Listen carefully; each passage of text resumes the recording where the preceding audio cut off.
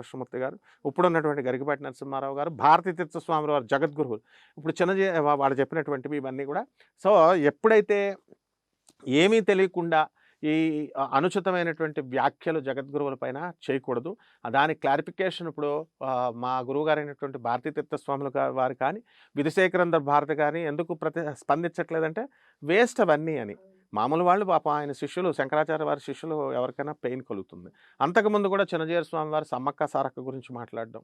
అప్పుడు కూడా తప్పుడు వ్యాఖ్యలు అప్పుడు చేశారా? కూడా అప్పుడు కూడా వాళ్ళంతా గిరిజన దేవతలు, అందువలన బ్రాహ్మణ దేవతల్లో కలిపేస్తున్నారనే విధంలో ప్రజలకు కూడా ఆ విధంగా ఆయన మాట్లాడడం చాలా తప్పు. నెక్స్ట్ ఈ ఇక మూడోది ఒకసారి 1000 స్తంభాల మండపం అని చెప్పేసి తిరుపతిలో ఉన్నప్పుడు తిరుపతి ఆయనకి ఫైనాన్స్ ఇచ్చేది.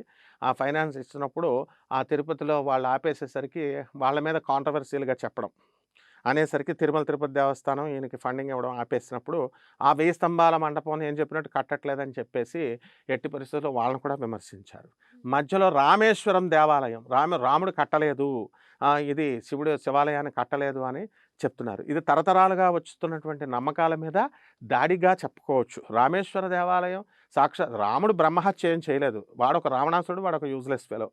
ఇప్పుడు అటువంటి వాడిని చంపితే రామచంద్ర ప్రభువుకి ఏమీ పులస్త్య బ్రహ్మ మానవుడైనా ఎవడైనా బ్యాడ్ క్యారెక్టర్ ఉన్నటువంటి వాడికి బ్రాహ్మణ హత్య దోషం రాదు.